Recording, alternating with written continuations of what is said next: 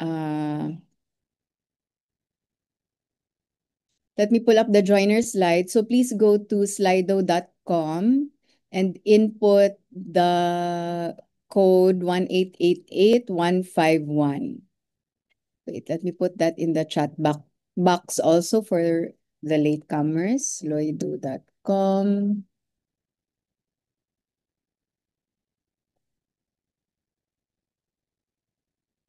Uh, 1888151.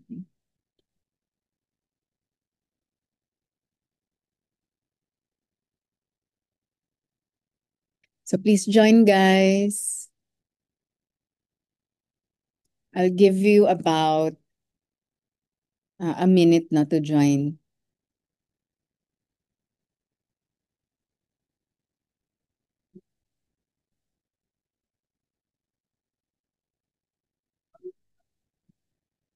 The topic on pediatric infectious diseases is really very extensive, no? So you really have to also choose the really important ones. Um, what we commonly see in our setting or the medically significant ones. So aside from the lectures, you're also expected to read your textbook, no, Nelson's. That's your main reference. Okay, sige. So let's start. Others can catch up. Please go to the chat box and go to slido.com and input the game code there. Okay, so my first question is just an opener question. No? What pediatric bacterial infection do you find most fascinating? Or in your readings, in the lectures, or maybe you've encountered for those who had clinic exposure no, during their pre-medicine. Uh, does a certain bacterial infection fascinate you? Ano yung bang interesting for you? Okay, so some answered Bordetella, pertussis. Okay, wrong spelling pa. PCAP, okay. Staphylococcal scalded skin syndrome. So yes, we do see that here, no? Pertussis, SSSS, tetanus, especially with the vaccine rates dropping down, no? We do see tetanus cases again, no? Unlike before na. We rarely saw tetanus already. Neisseria meningitidis, so a very devastating, life-threatening condition. Okay, S. aureus, very common in the community. Okay, diphtheria, that's also one of the vaccine preventable diseases that is also re-emerging. Okay, crew epiglottitis. S S is this should this be SSSS or SJS? No, SJS is not really included in the infectious disease module. Group A strep. Okay, so okay. So all right. So kahit pa paano you do have an idea naman no, of these bacterial infections that we've been discussing in the pre-recorded lectures and also in our synchronous session today. Okay, so our learning outcomes is to clinically recognize common pediatric bacterial infectious diseases and to understand their pathology and choose appropriate diagnostic tests and determine appropriate treatment and preventive measures. Okay, so I have here for our first case, a 9-year-old boy was brought to the OPD due to multiple skin lesions. The mother reports he started to have erythematous papules and plaques on the right leg. So these are the papules. These are the plaques. No? Then there are some hyperpigmented plaques also. There was no fever. A few hours prior to consult, the papules on the arm had become pustular, as you can see on the upper picture, which prompted the consult. Okay, so please join the quiz and answer. What is your diagnosis for this case? So remember the photo, the descriptions. Is it a furuncle, an impetigo, erysipelas, or abscess?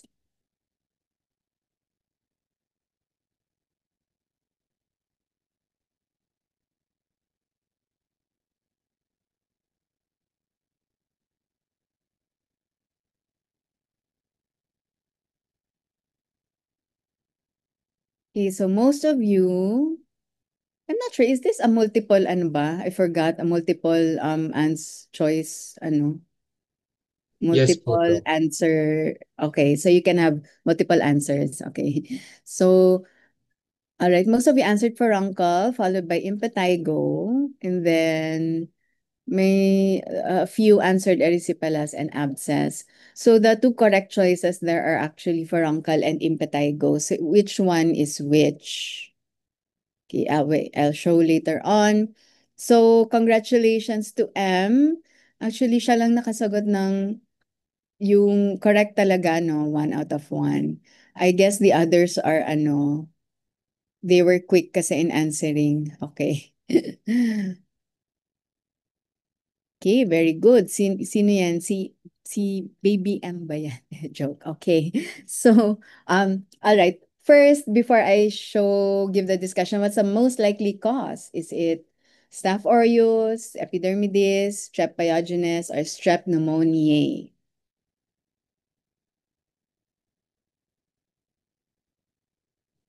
What is the most likely cause? Can you tell just by looking at the lesions? Okay, so most of you answered Staph aureus.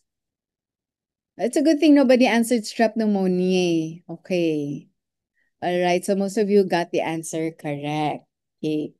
So congratulations again to M.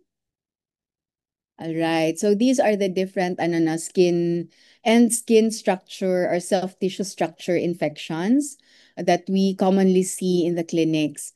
So this is a very common community acquired infection. So uh the diagnosis will really depend on the involvement and the appearance of the lesion. No? So involvement wise, so if it's just one hair follicle, as you can see here, this parang pimple, no, this is also called as folliculitis. So it's just one follicle. Okay, but if it involves the nearby subcutaneous tissues, so it becomes a furuncle, but it still involves one hair follicle with the surrounding subcutaneous tissues. So as you can see here, the it has already spread to the surrounding subcutaneous tissue. So not it doesn't look like a singular pustule only, but still it involves one follicle, kaya this is a furuncle. If it involves several follicles with the surrounding subcutaneous tissue, then that's a carbuncle. That if it has involved the deeper subcutaneous tissues, then it is already considered with a fluctuant area, then that's considered an abscess already. So cellulitis, on the other hand, doesn't really have, it's not uh, it involves only the superficial layers of the dermis.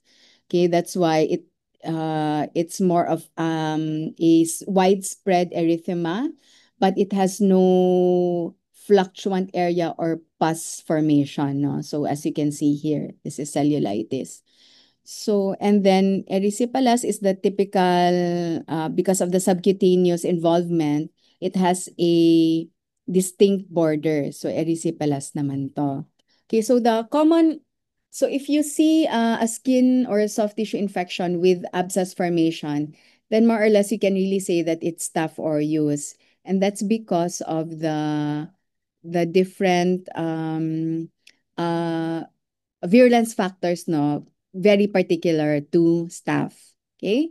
So for this patient, diba, you saw there was already pustule formation. So on the arm, mga furuncle yon. And then impetigo is the plaque formation with crusting. So that's a typical appearance of impetigo. So for that patient, he both had a furuncle and an impetigo. Yung impetigo yung nasa legs. Okay? So Staphylococcus is the most common cause of pyogenic infection in the skin and soft tissue. So because of the coagulase, diba, remember coagulase converts your fibrinogen to fibrin, forming your clot. And that forms the abscess of Staph aureus. So if it doesn't have coagulase, so for the coagulase negative Staph species like your Staph epidermidis, saprophyticus, hemolyticus, they're not abscess forming. That's why the choice there of Staph epidermidis, then that's incorrect na because diba, there's already pus formation in this patient.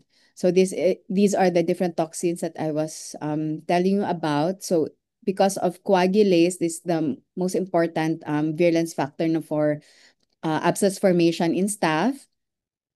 So for localizing strains, they have the following toxins.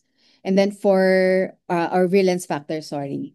For toxin-producing strains of Staph aureus, they have the TSST or the toxic shock syndrome toxin, enterotoxin causing food poisoning, and then exfoliatin causing the scalded skin syndrome typical of staph.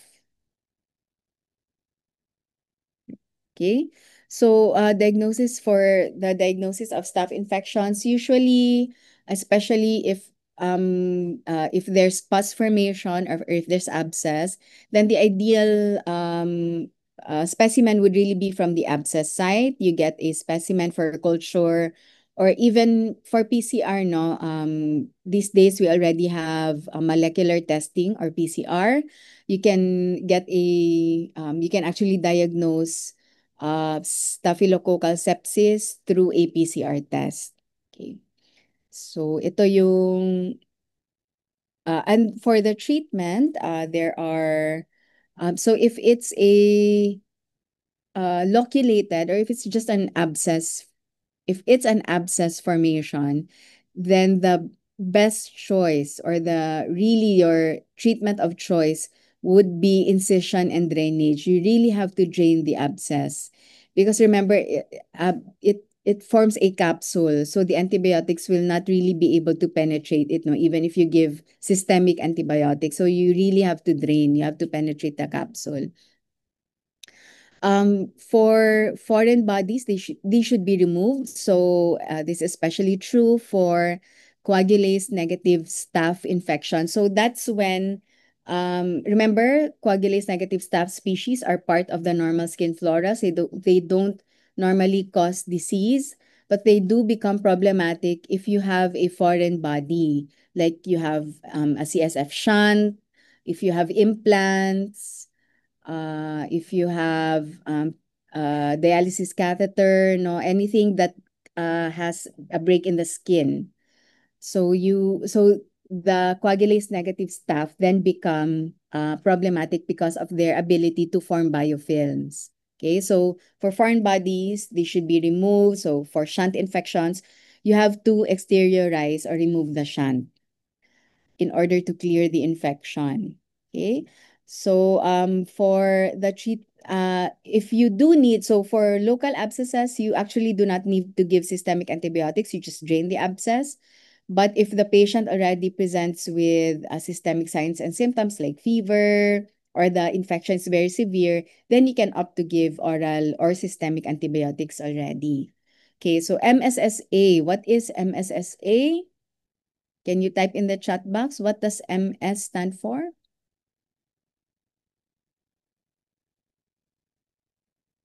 Or MRSA? Ano ba yung MS? Why is it important?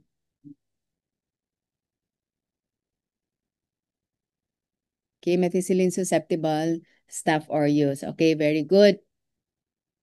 And MR naman is methicillin resistant staph aureus, right? So when you say methicillin susceptible, then these are the staph species that are susceptible to your oxacillins. Staph species are intrinsically resistant to penicillin. Okay, But for the other classes of penicillins, like your oxacillin, amoxicillin clavulanate, they are susceptible. Okay, so for MSSA, you can the drug of choice would be your cloxacillin. You can also give cephalexin, that's a first generation cephalosporin, and amoxicillin clavulanate. Not the plain amoxicillin because it is not the staph species is not highly susceptible to amoxicillin alone, but if you give a beta-lactamase inhibitor, di ba, clavulanate is a beta-lactamase inhibitor, then it becomes susceptible to your amoxicillin. For MRSA, so if the staph species is resistant to your oxacillins, then that's what we call MRSA. So the drug of choice here would be clindamycin, cotrimoxazole, or even linezolid no, uh, for infections that are really bad or are suspected to be clindamycin or vancomycin resistant. So that's for the oral choices. For more severe infections, you can actually uh, give uh, severe or life-threatening infections, then you should be giving your systemic antibiotics through IV. Okay. So the drug of choice would be a vancomycin, or if it's methicillin susceptible, then oxacillin is actually still a very good choice for your Staph aureus. No, it is still the drug of choice for Staph aureus, which are methicillin susceptible. Okay. So these tables or this particular table you can find in Nelson's. And then you can add rifampicin or gentamicin for synergism, especially for difficult to treat infections. So those infections that do not clear right away, or if for shunt infections, no, because they're harder to treat. Right. So staph epidermidis, so this is what I was telling you about. It's coagulase negative, so it doesn't form abscesses. They're part of the normal skin flora, but they are problematic if you have a foreign device. So foreign device would also include central line catheters. No, so you'll encounter this when you rotate in the ICU, intensive care settings. Patients with central lines, like an IJ or internal jugular line, a femoral line, no. These big catheters go straight to your heart. So that's why and then since they are inserted through the skin, that's why they're prone to these types of infections. And the problem nga with staph epidermidis is that it forms biofilms. Okay, so they are a very important cause of uh, bacteremia and with catheter associated with catheter or central lines, no? So also known as CLABSI. So we'll be talking about this also in your HCAI module or your healthcare associated infection modules. Okay, and other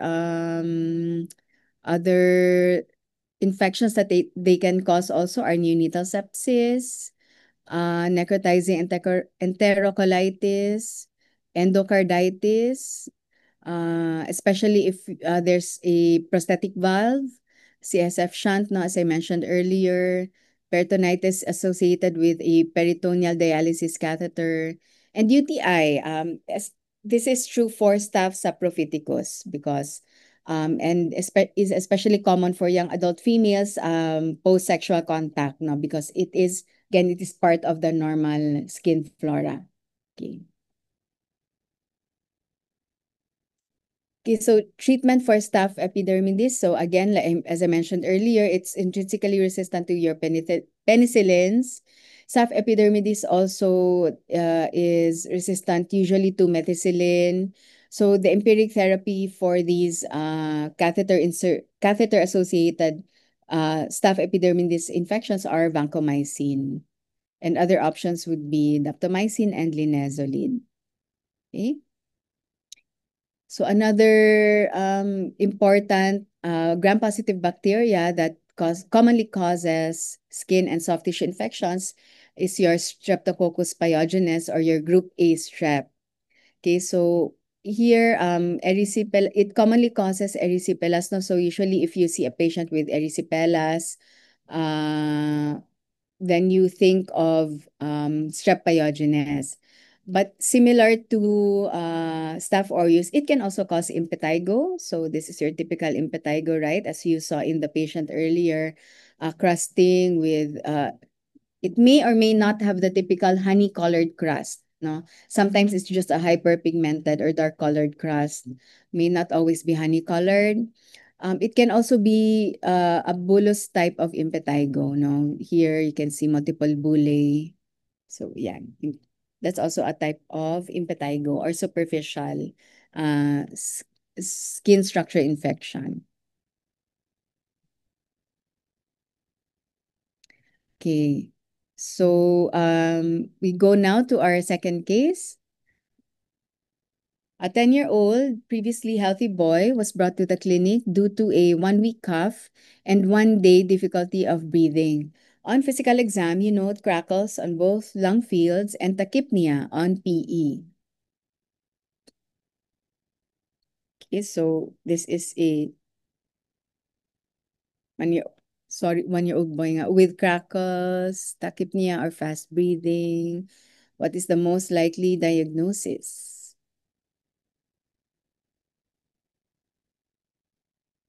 Is it nasopharyngitis, epiglottitis, whooping cough, or pneumonia?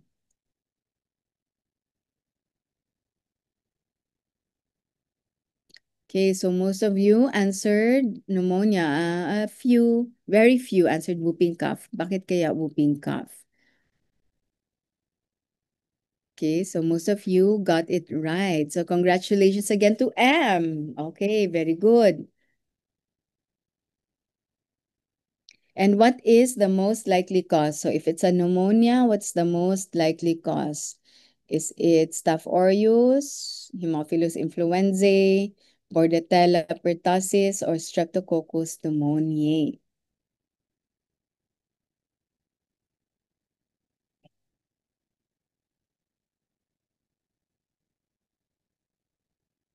Okay, so most of you answered Streptococcus pneumoniae. Conte answered Haemophilus influenzae. Okay. Okay, congratulations again to M. Perfect. Okay. So what made us say no that it's pneumonia? Wait, I'll just go back to the case. Paano ba to? 10-year-old na pala, 10 years old. Okay, the patient present with difficulty of breathing, crackles, and tachypnea. Okay, the classic signs of pneumonia, right? Infection of the lungs. So if the patient already presents with crackles and fast breathing. So there's nothing in the history there that would point actually to a whooping cough. There was no description of like cough paroxysms, and the cough should have been there already for 2 weeks or more, right? As the case definition for whooping cough. Okay. So bakit Streptococcus pneumoniae? So Streptococcus pneumoniae is actually the most frequent cause of bacteremia, pneumonia, otitis media, and bacterial meningitis. So the question really there would be like for this age group, what would be the most common cause of bacterial pneumonia for this age group? No? In general, actually viruses, most common cause of pneumonia, but for bacterial pneumonia, Streptococcus pneumoniae. Okay.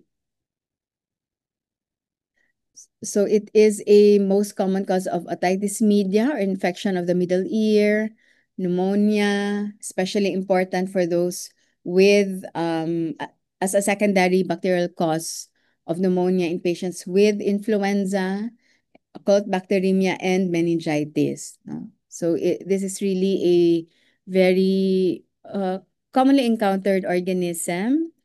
And it's really because we are carriers. The strep pneumo bacteria can live in our upper respiratory tract, no, we can be asymptomatic carriers.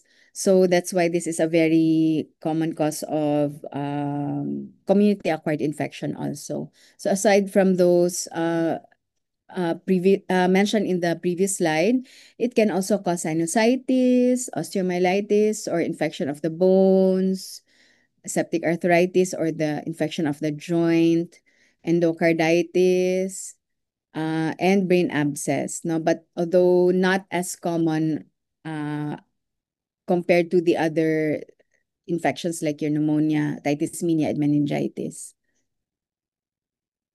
Can also cause primary peritonitis, so especially in children with nephrotic syndrome and other conditions, and other rare conditions like your hemolytic uremic syndrome, DIC, or disseminated intravascular coagulation, and epidemic conjunctivitis.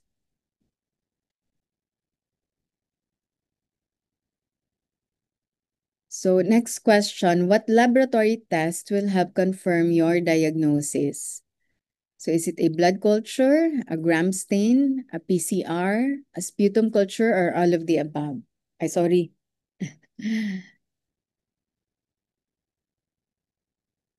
Tapos na pala talaga. Okay, so most of you answered all of the above. All right. So most of you got it right, no? You can actually use so for culture is the gold standard for diagnosing almost any bacterial or any infection. Okay. Congratulations to Smiley Face. Okay, so cultures, now culture from the primary site of infection. So if it's a pneumonia, then sputum would be a good specimen for those who are able to expectorate. Okay. But if especially for the younger ones, the pediatric patients, you will really not be able to get a good sputum specimen. So blood culture is an option because these patients can also be septic or have septicemia. Um, and then aside from, so if depending on the site, so if meningitis naman, then of course you get a CFSF specimen and send that for culture. Now, with technology these days, we already have the advent of PCR testing, as I mentioned earlier in the staph infection as well. So, PCR, you can utilize certain specimens. So, for pneumonia, you can get a nasopharyngeal swab. For sepsis, you can get a blood specimen.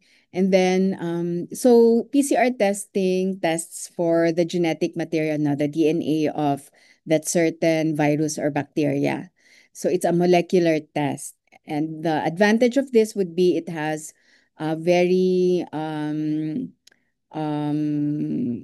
quick turnaround time compared to your run about an hour, no? Compared to your cultures. Di ba? Cultures will take 3 to 5 days.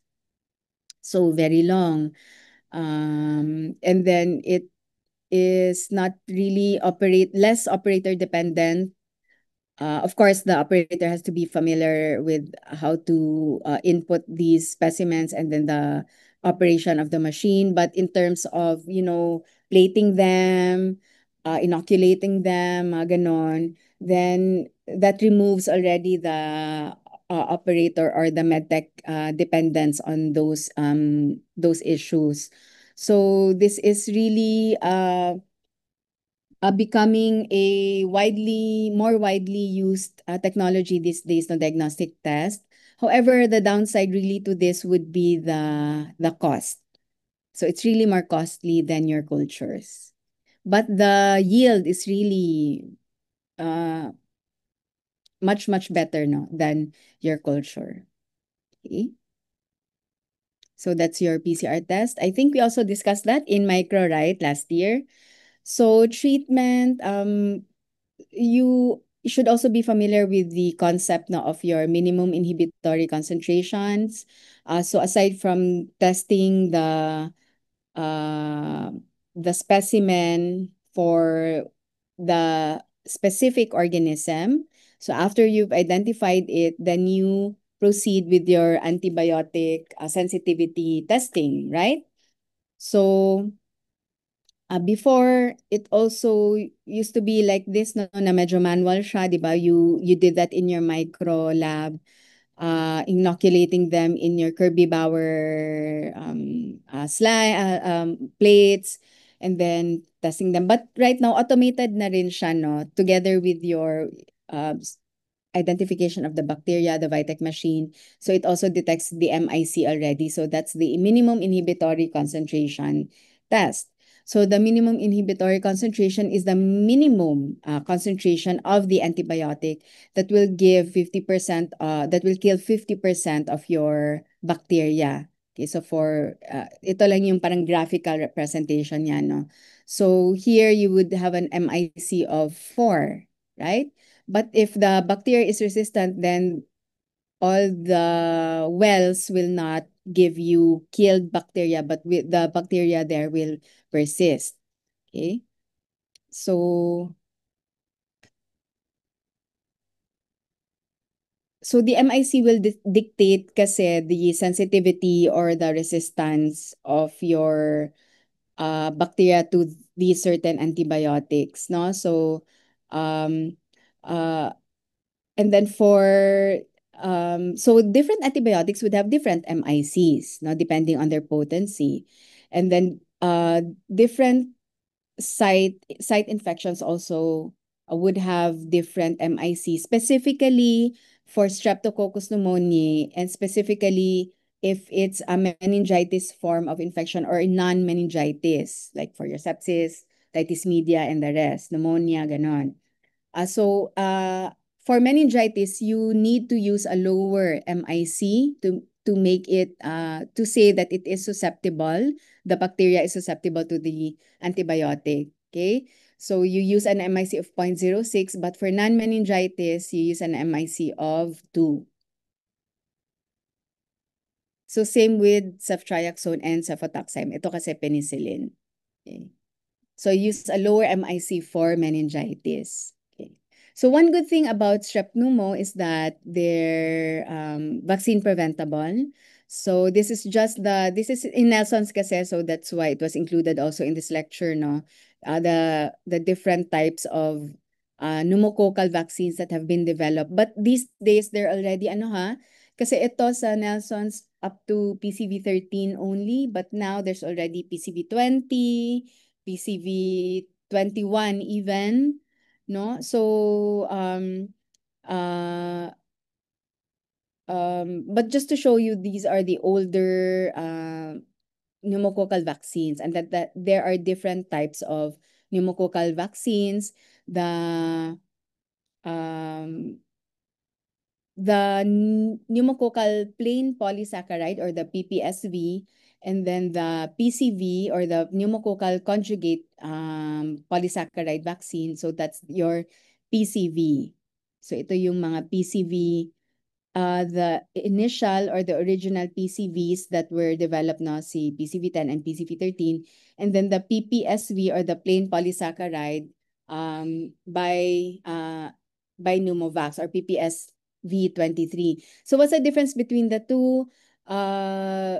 Pneumopolysaccharide is not, the plain polysaccharide does not have a protein carrier.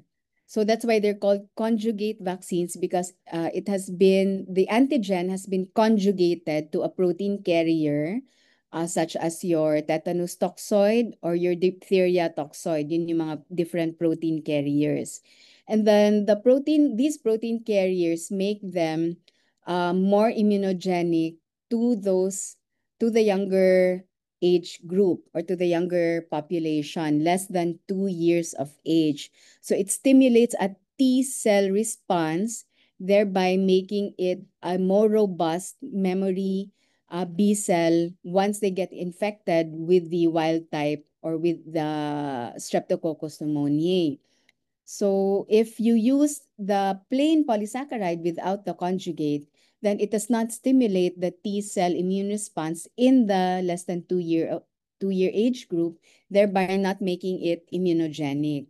So this is the reason why we use the conjugated vaccines for those less than 2 years of age.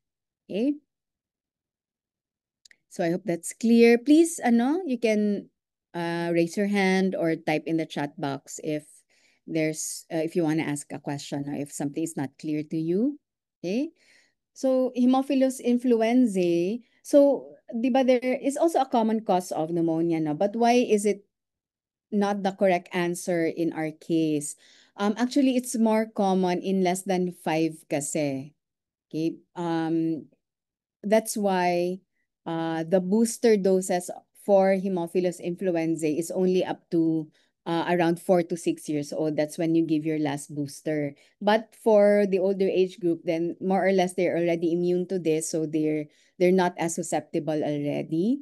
So remember the patient is already 10 years old, right? So just looking at the age, then you can somehow give a more parang choose the better option, right? So that's why you really need to use your critical thinking also, no, when looking at the cases given to you.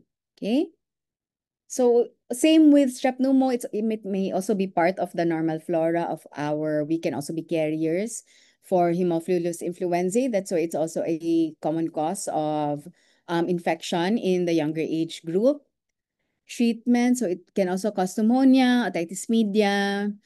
Drug of choice is still ampicillin, so it still has good sensitivity not to ampicillin. But for ampicillin-resistant strains, you can give your third generation cephalosporins. And an oral choice, if the infection is not severe, then you can actually give your oral antibiotics. So vaccine together with it is included in the 6-in-1, 5-in-1 vaccines for the pediatric age group, right? Your DPT, polio, Haemophilus, DPT, so that's three, right? Diphtheria, pertussis, tetanus, and then polio, Hepa B, and then your hip. So that's why 6-in-1 siya. Okay? And then for the 5-in-1, the Hepa B was removed already. So kaya siya 5-in-1. So it's included there, no? Primary vaccines for the younger age group. And then for prophylaxis, then rifampicin is the drug of choice for prophylaxis for post-exposure prophylaxis. So this should be used for household members, including children younger than 48 months of age who are not fully immunized. Okay, so again, those less than 5. So you give rifampicin for 4 days.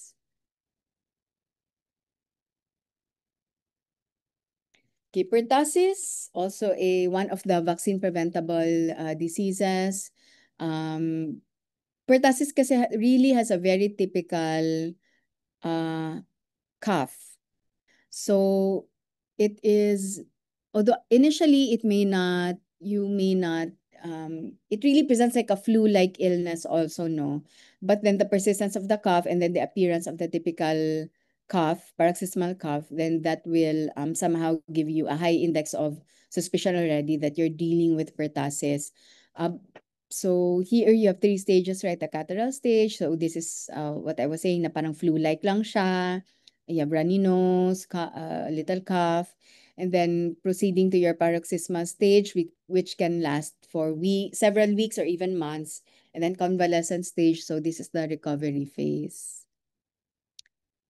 Okay, so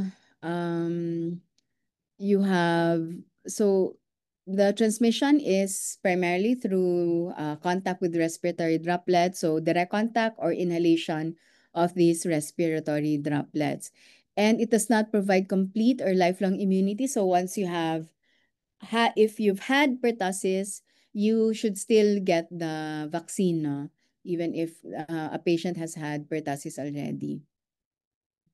Okay, so ito lang yung so this is also in the in the lecture, the asynchronous lecture, so I will not really dwell too much on this. But this is just the typical whoop no, that I was talking about during the paroxysmal stage. And it's really caused by the inspired air, which traverses the still partially closed airway.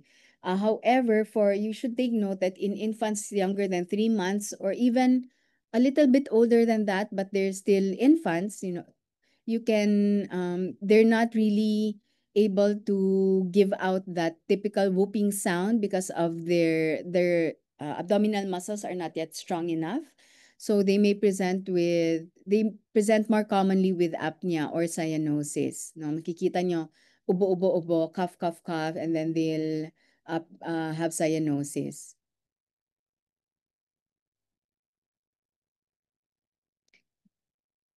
Then for convalescent stage, so again, this is the recovery phase. But during this phase, actually, infants may have more coughing and whooping paroxysms during this time. Or even throughout the next several months, they may have exacerbations no, with subsequent respiratory illnesses. So it's not really another reinfection with pertussis, but if they get, let's say, a flu or other viral illnesses, then pwede ma-exacerbate ulit yung whooping paroxysmal coughs nila.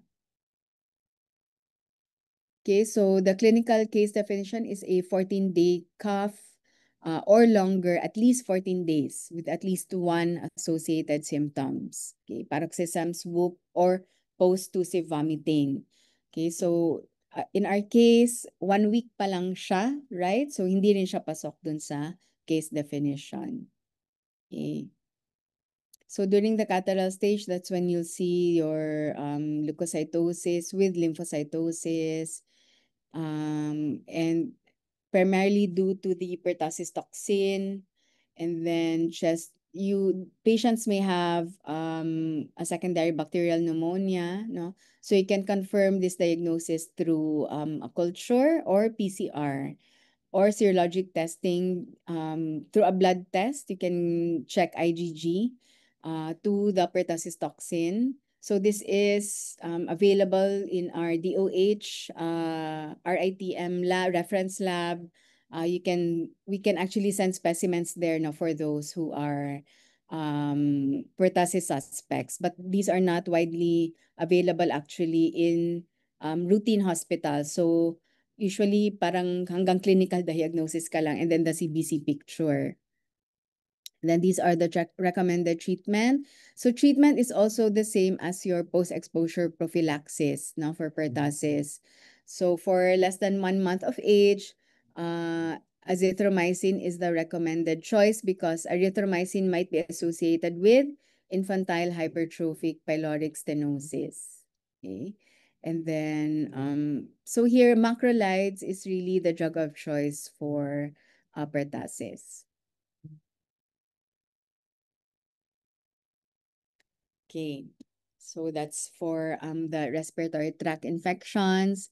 So next, we proceed with our third case. Do you have ano ba? Any questions? Okay pa tayo? Are you guys okay? Okay, I see some heads nodding. All right. So case 3. Can I call on Paulo Fabros to read case 3? Can you please read? Yes po, Doc. A 5-year-old girl was brought to the ER due to fever and rash. At 3 days prior, she started having intermittent fever ranging from 38 to 39 degrees Celsius. Paracetamol provided temporary relief. 1 day prior to consult, fine and popular rashes which blanches on pressure first appeared on the neck, spreading down towards the trunk and extremities. Okay, so take note of the key features of 5-year-old girl, fever and rash. So 3 days prior with fever, and then a day prior presented with fine papular rashes, which blanches on pressure, first appearing on the neck and then spreading down. Okay. So what is the most likely diagnosis? Most likely lang, doesn't really have to be like a confirmed ano no. a confirmed case. But what is your most likely suspect? Is it a meningo, scarlet fever, SSSS, syphilis, or typhoid?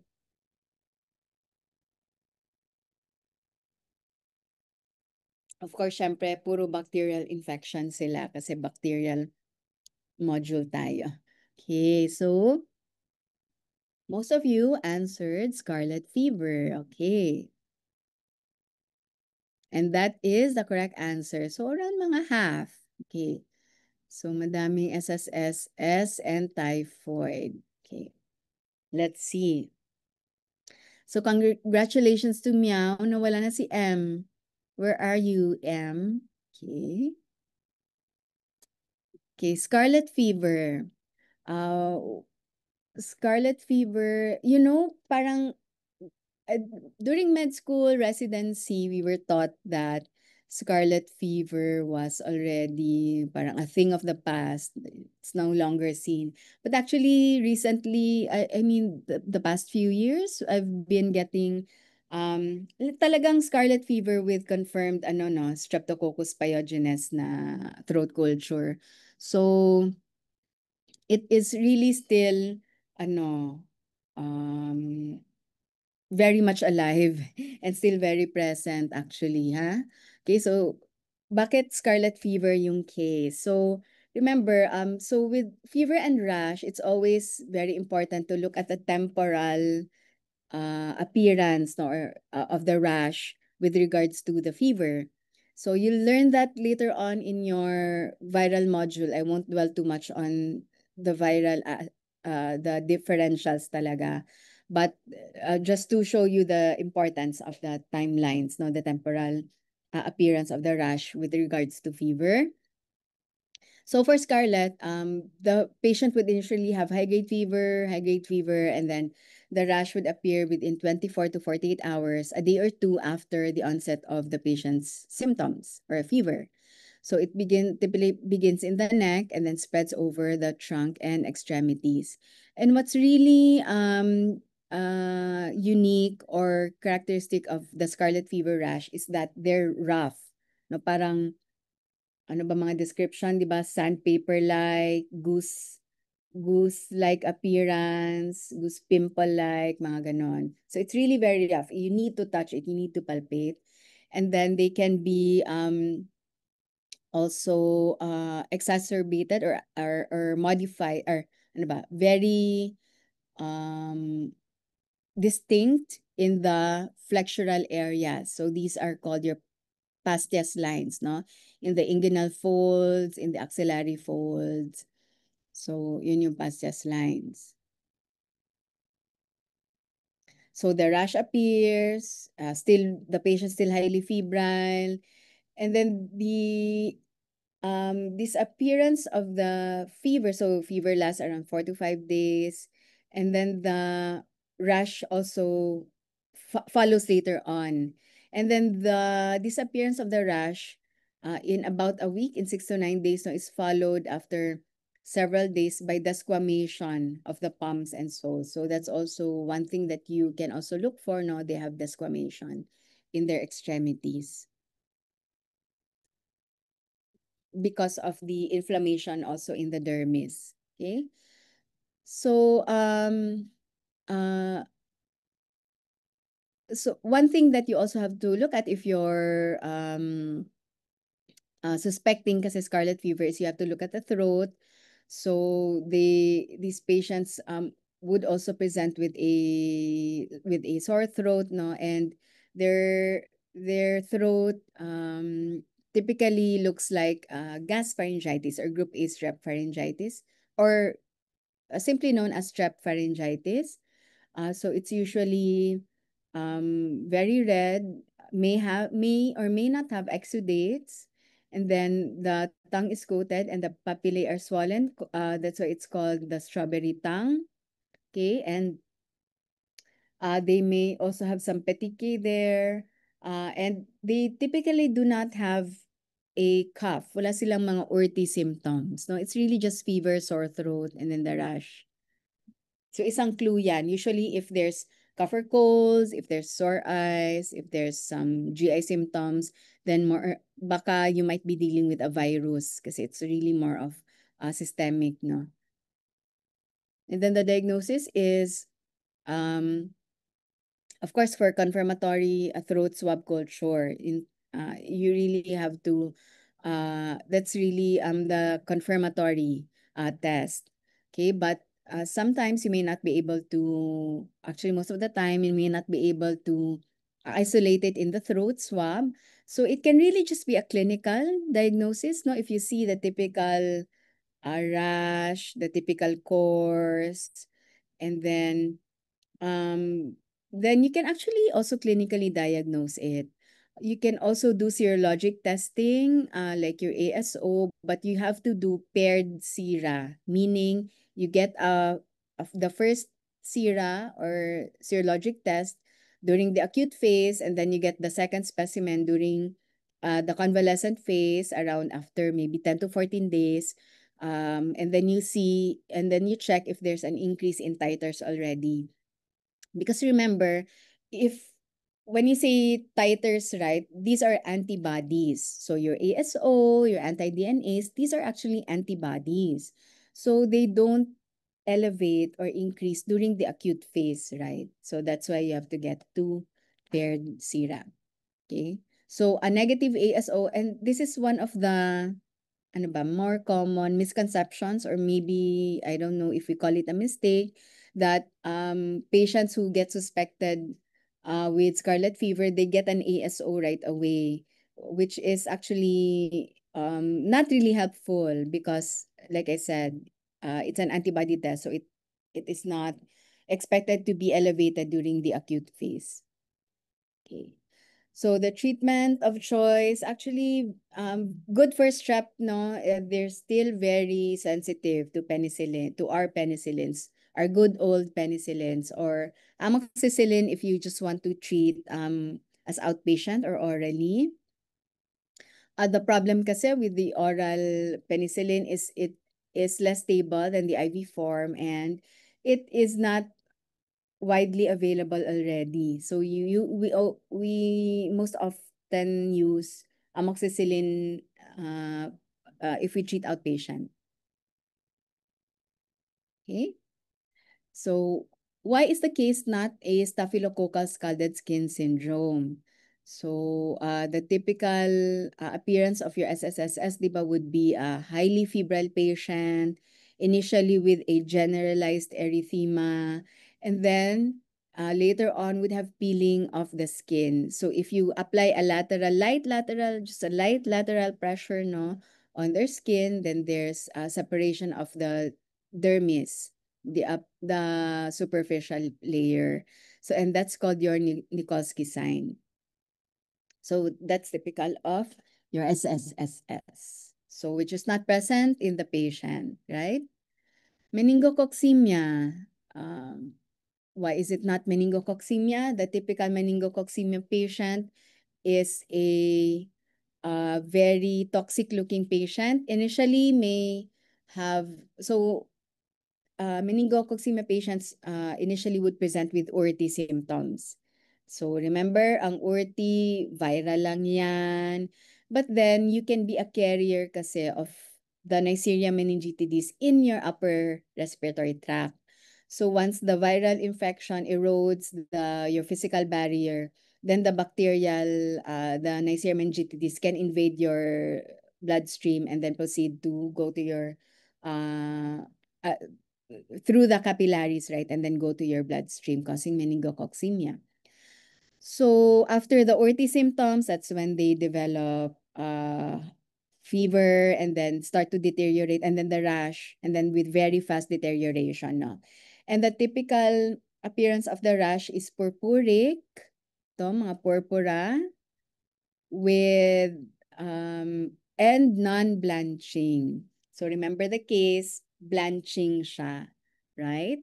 So scarlet fever rash is blanching. So ito, non-blanching ang meningococcemia.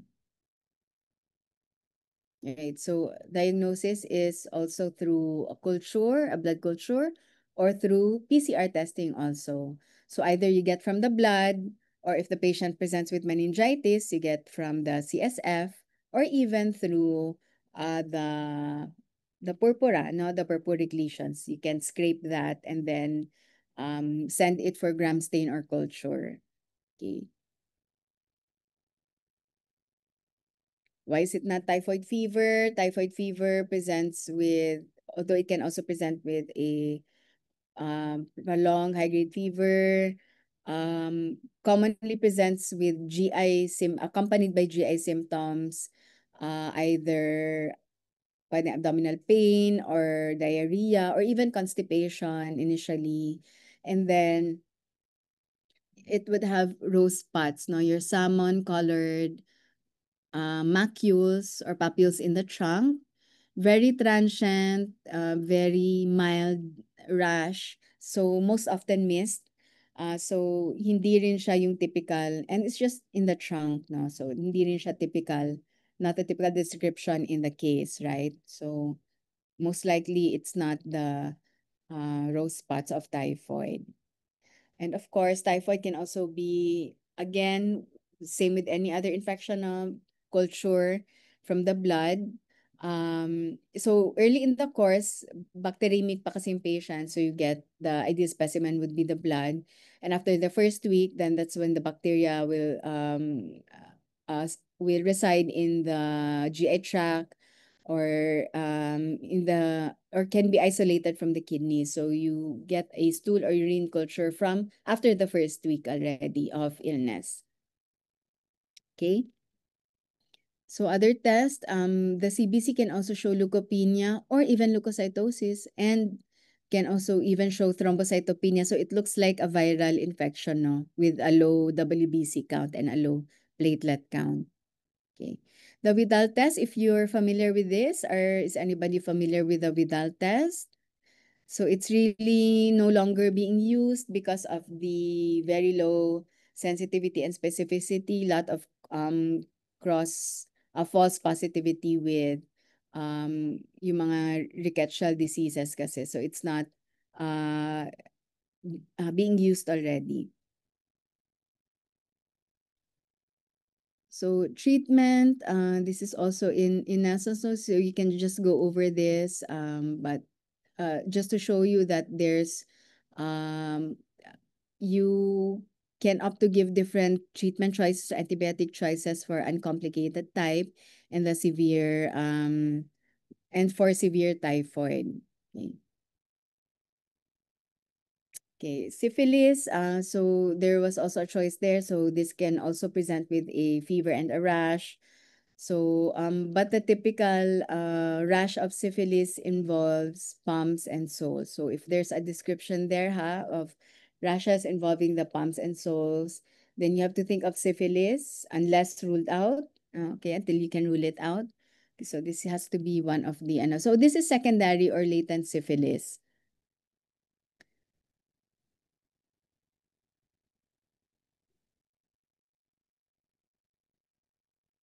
So this is just to show you the common patterns of serologic reactivity for syphilis. So we typically use a screening test, right, to screen for suspects, no, the VDRL or the RPR, or also called the non-treponemal tests, the VDRL or RPR. And then if it's positive, then you proceed with your confirmatory treponemal test, your FTA, fluorescent treponemal antibody absorption test, or your TPHA, your treponemal particle hemagglutination test.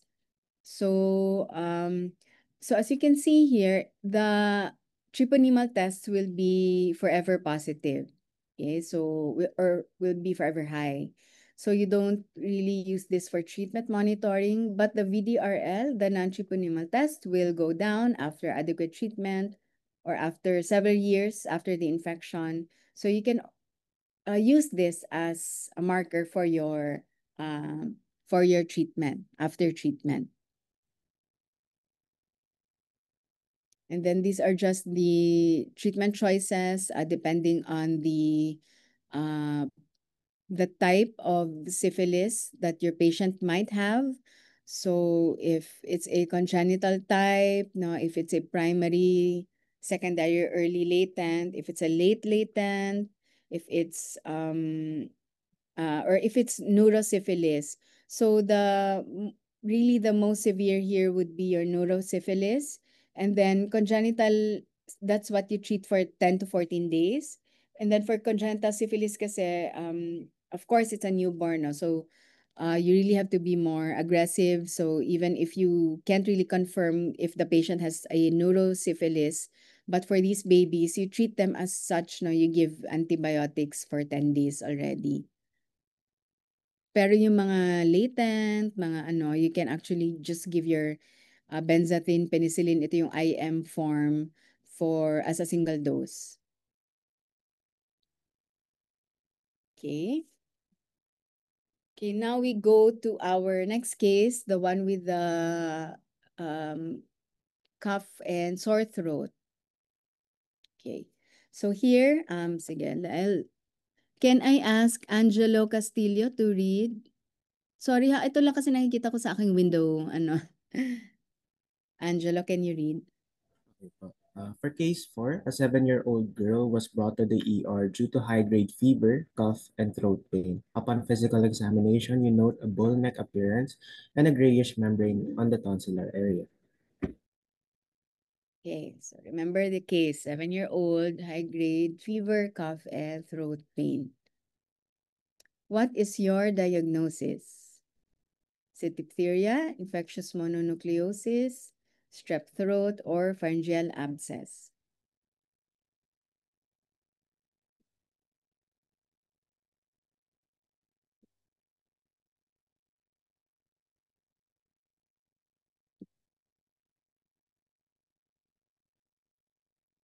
Okay, most of you answered diphtheria. Okay, about 1/4 strep throat, and then there's also pharyngeal abscess. Let's see. Okay, the correct answer there is diphtheria. Actually, giveaway na nga yung picture eh, yung pseudomembrane, right? The grayish membrane. That's a giveaway. So congratulations, Meow Meow. You're still leading. Oh, M is back. Yeah, so ito yung ating mga lead scorers, si Meow, sobrang Latina, J, Smiley Face, and M. Okay. Okay, so like I said, that typical ano no membrane is there already. So it's a case of respiratory diphtheria, also spread through respiratory droplet. Okay, so here sore throat is the universal early symptom. It's really painful. And it can also involve actually your nose and larynx, no? But the tonsils or pharynx are the most frequently involved. Then patient may also present with fever, dysphagia or difficulty swallowing, hoarseness, and body malaise or headache. So they are at risk for significant airway compromise or suffocation because of the severe local soft tissue edema and airway obstruction because of the toxin, diba, which causes severe inflammation, necrosis, and inflammation in the area. So thereby causing subcutaneous edema. So this is what's responsible for your bull neck appearance. No? And then there's also another type of diphtheria, the cutaneous diphtheria, which presents as a chronic non-healing ulcer. Okay, and then the most common cause of death for diphtheria patients is cardiac, no, because of the toxic cardiomyopathy. Um, again, because of the diphtheria toxin, it's responsible for 50 to 60% of deaths. So patients will present with arrhythmia. So sometimes they're already recovering, no? Akala mo they're recovering because their fever has gone down, the throat symptoms are improving, but then suddenly they go into cardiac arrest because of the cardiomyopathy. Or they may have toxic neuropathy, which presents as numbing or hypoesthesia and local paralysis of the soft palate, weakness of the posterior pharyngeal, laryngeal, and facial nerves, and some cranial neuropathies or polyneuropathies. So they're diagnosed through obtaining cultures from the nose and throat or nasopharyngeal cultures. For cutaneous, then you do get a swab from the lesion. Okay. The antitoxin is the mainstay of treatment. So this is a very important aspect of treatment. However, the antitoxin is not readily available in the Philippines. So you really have to send them to San Lazaro where it's available. And then to halt toxin production and treat the localized infection and prevent transmission of the organism to the contacts, then you also give antimicrobial therapy, but it will not neutralize the toxin. So the one that neutralizes the toxin is the antitoxin. And the drugs of choice are your erythromycin or penicillin. So you give this for 14 days. Now both your erythromycin and your penicillin.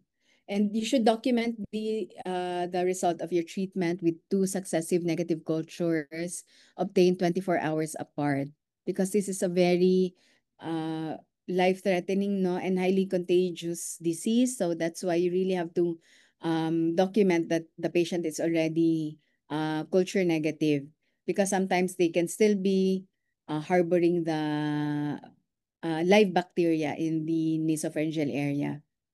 So if there's still a positive culture after treatment, then you have to retreat these patients. Okay, and then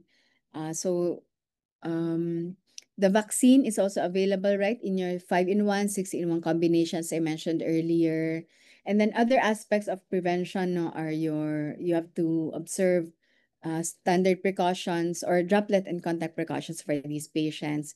Kasi di ba nga, they're transmitted through droplet, inhalation of droplets, and direct contact with the droplets. Okay. So, why is it not a strep throat? Because I already described the typical strep throat to you earlier, right? It's really like an erythematous throat with or without exudates, with palatal petechiae, but there's no membrane. So if there's a pseudomembrane or a grayish membrane which bleeds upon manipulation, then that's more or less diphtheria. You can be sure that it's diphtheria. And also, it does not present with ORT symptoms, right? Yung strep throat. So the patient had cough also, had some ORT symptoms. Okay. So, yeah. So, of course, a complication of your group A strep, the dreaded complication is acute rheumatic fever, and if untreated, might cause rheumatic heart disease. No? So this only follows an infection of the upper respiratory tract, and uh, not from the nephrogenic strain, or from the ones that cause your impetigo or your skin and soft tissue infections. So yung respiratory tract or pharyngeal strain lang. Okay, so you might have also discussed this in your cardio module, no? The Jones criteria for acute rheumatic fever. So remember lang yung Jones, right? J for joints. So the patient will have arthralgia, polyarthralgia. The O is for the heart, no? Cardiac symptoms. So this will be uh, seen through a prolonged PR interval. And then N for your subcutaneous nodules, E for your erythema marginatum, and then S for Sydenham's chorea.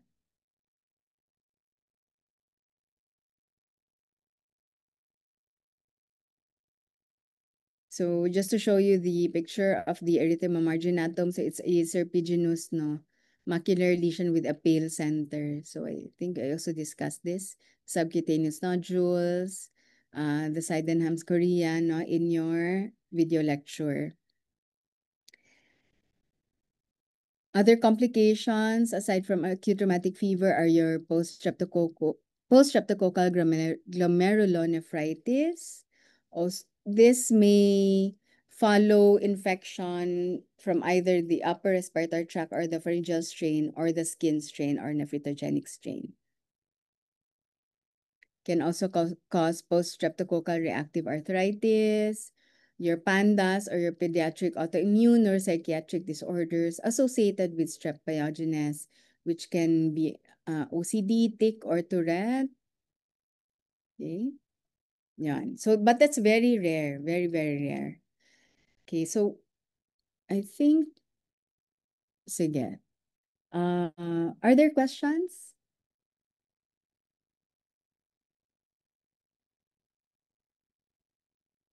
If there are none, I'd like you to answer this question. What concepts did you pick up from today's session?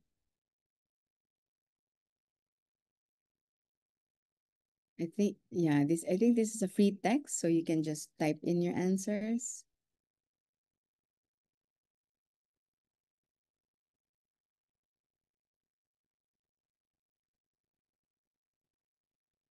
Ay,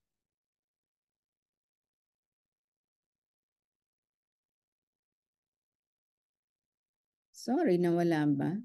Can you please type in again?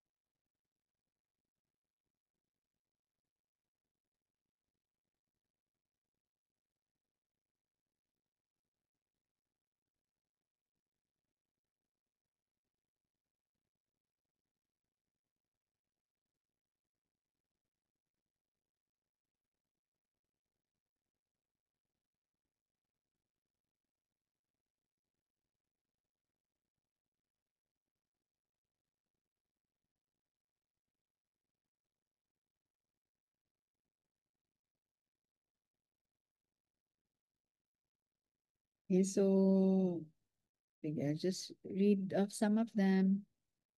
Lower MIC for meningitis. Mm-mm.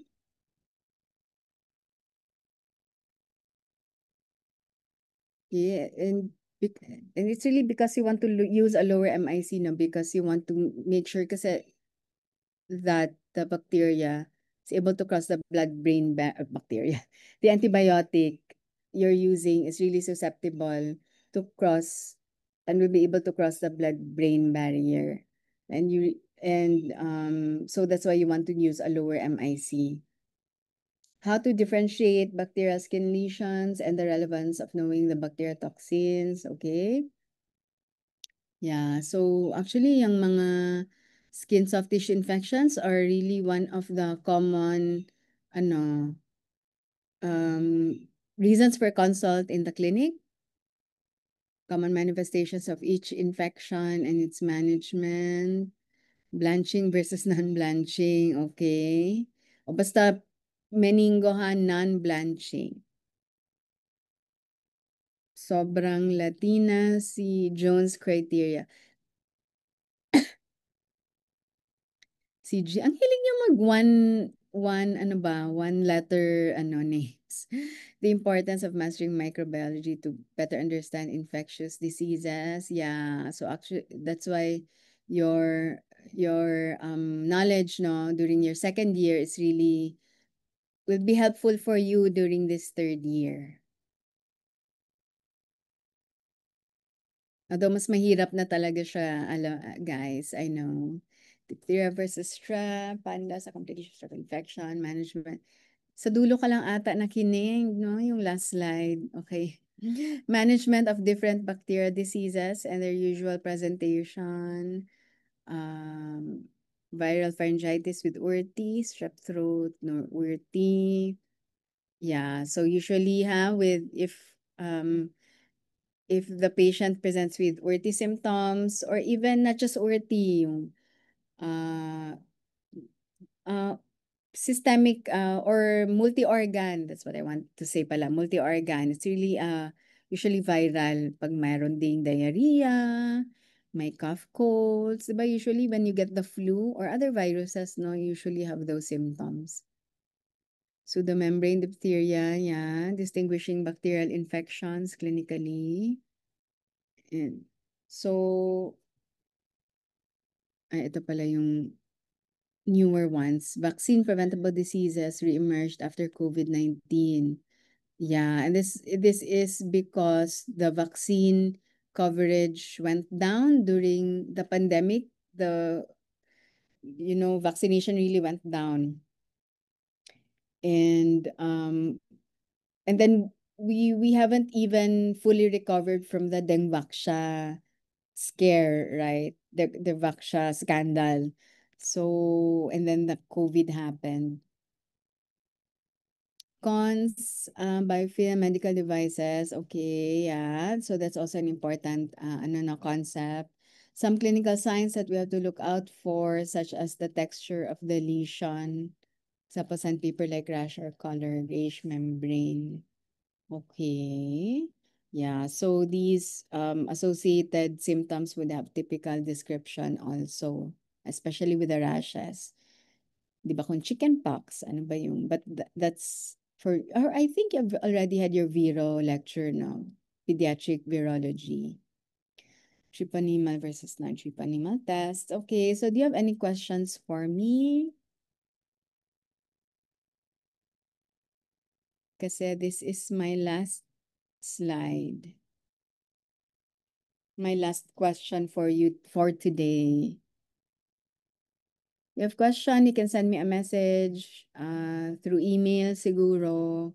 And remember, even though it's hard, but God is there, his grace is sufficient for you, for his strength is made perfect in weakness. So this was my verse during the board exams, especially sa biochem, my weakness. Okay. Okay, so thank you everyone for listening and participating. Are there announcements pa ba?